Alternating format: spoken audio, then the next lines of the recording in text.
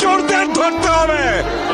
আজকে গোলাগুলি করে, মানুষ খুন করে, গ্রেফতার করে, মিথ্যা মামলা দিয়ে ভোট চোরদের রেহাই পাবে না। এই ভোট চোররা রেহাই পাবে না। এই দেখুন তারা গোলাগুলি করছে।